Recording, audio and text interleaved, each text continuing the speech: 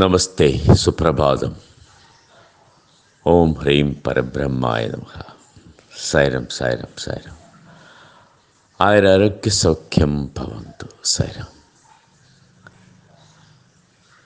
പണ്ട് ഇവിടെ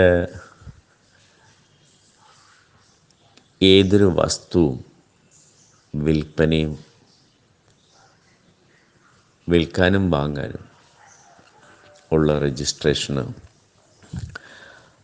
ക്രയവിക്രയത്തിന് ഒരു ആളുടെയും ഐഡൻറ്റിറ്റി ഇല്ലായിരുന്നു. ആർക്ക് വേണമെങ്കിലും ആരുടെ പേർക്ക് വേണമെങ്കിലും വസ്തു വാങ്ങാം, വിൽക്കാം. ആ വാങ്ങുന്ന ആളുടെ പേരും അഡ്രസ്സും മാത്രം കൊടുത്തുകൊണ്ട് വിൽക്കുന്ന ആൾ ഒപ്പിടുകയും 2 സാക്ഷികൾ ഒപ്പിടുകയും ചെയ്താൽ ആരുടെ പേർക്ക് വേണമെങ്കിലും വസ്തു വിൽപ്പന നടത്താം എന്നായിരുന്നു. ആ വസ്തു ഉടമയുടെ പേരുള്ള ഒരാൾക്ക് ഒപ്പിടാൻ തയ്യാറായാൽ 2 സാക്ഷികളും ഉണ്ടെങ്കിൽ മറ്റൊരാളുടെ പേർക്ക് മറിച്ച് രജിസ്റ്റർ ചെയ്യുകയും ചെയ്യാം. അങ്ങനെയായിരുന്നു നേരത്തെ നിയമം.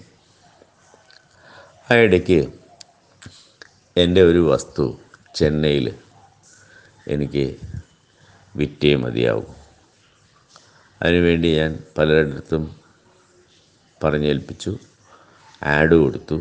പലരും വന്ന് നോക്കി, വിലയിൽ ഒത്തില്ല, വിൽപ്പന നീണ്ടുപോയി. ആ ഇടയ്ക്ക് ചെന്നൈയിലുള്ള ഒരു സംഘം ആ ഫ്ലാറ്റിൻ്റെ പൂട്ട് പൊളിച്ച് അതിനകത്ത് കയറി സ്വന്തമാക്കി. ഈ വിവരം അറിഞ്ഞ് ഞാൻ അടുത്തുള്ള പോലീസ് സ്റ്റേഷനിൽ ബന്ധപ്പെട്ടു. അവരുടെ അടുത്ത് നേരിട്ട് ചെന്ന് പരാതി നൽകി. മുഖവിലയ്ക്ക് എടുത്തില്ല.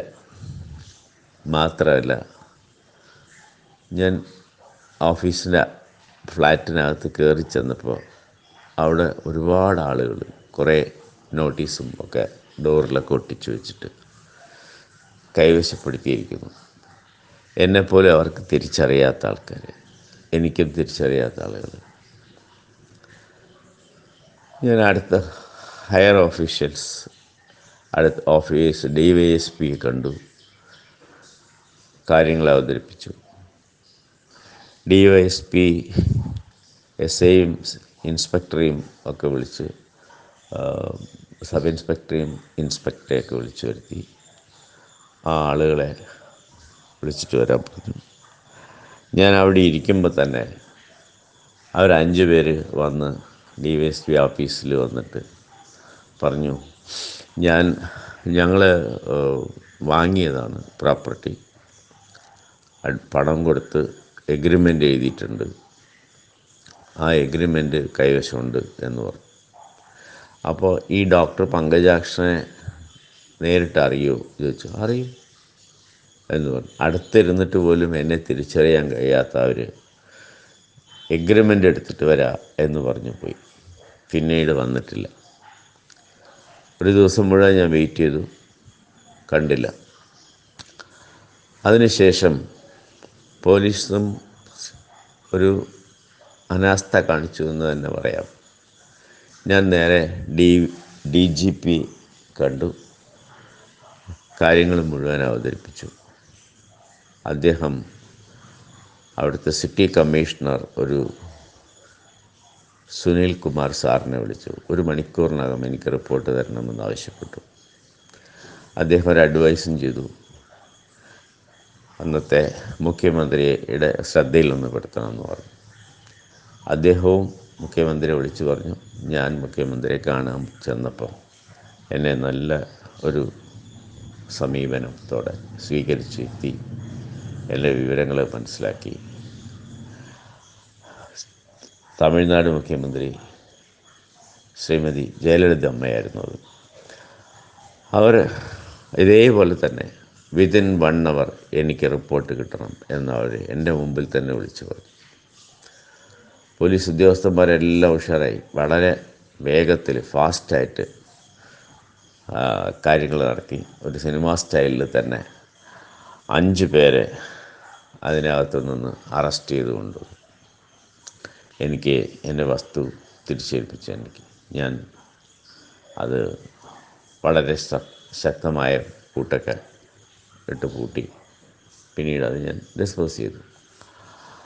ഈ അനുഭവം ഞാൻ തമിഴ്നാട് മുഖ്യമന്ത്രിക്കും ഒരു നിവേദനം സമർപ്പിച്ചു. കേരള സംസ്ഥാന മുഖ്യമന്ത്രിക്കും കേരള നിയമവകുപ്പ് മന്ത്രിക്കും കേരള സ്റ്റേറ്റ് IG രജിസ്ട്രേഷനും ഒരു ഹർജി സമർപ്പിച്ചു. IG രജിസ്ട്രേഷൻ ശ്രീമാൻ PC ജോൺ IAS അവരുടെ കയ്യിൽ നേരിട്ടും ഒരു കോപ്പി നൽകുകയുണ്ടായി. ഇത് ഗവൺമെൻറ്റിലേക്ക് സമർപ്പിച്ചു. അത് സംസ്ഥാന ഗവൺമെൻറ് സബ്മിഷന് വെച്ച് പാസ്സാക്കി. കേരളം മാതൃകയായി തമിഴ്നാടും. ഏതൊരു വസ്തുവും ക്രയവിക്രയം ചെയ്യുന്നതിന് വാങ്ങുന്ന ആളുടെയും വിൽക്കുന്ന ആളുടെയും ഫോട്ടോ പതിപ്പിക്കണമെന്നും അതിന് ഐഡൻറ്റിറ്റി പ്രൂവ് ചെയ്യണമെന്നും നിയമത്തിൽ കൊണ്ടുവന്നു. ആ നിയമം പ്രാബല്യത്തിൽ വന്നു. അത് മാതൃകയായതുകൊണ്ട് ഇന്ത്യ മുഴുവൻ പിന്നീട് അങ്ങനെ ആയി എന്നാണ് എൻ്റെ വിശ്വാസം. ഈ കാര്യത്തിൽ ഡോക്ടർ പങ്കജാഷിൻ്റെയും ലോപാമുദ്ര ചാരിറ്റബിൾ ട്രസ്റ്റിൻ്റെയും പങ്ക് കേരള സംസ്ഥാന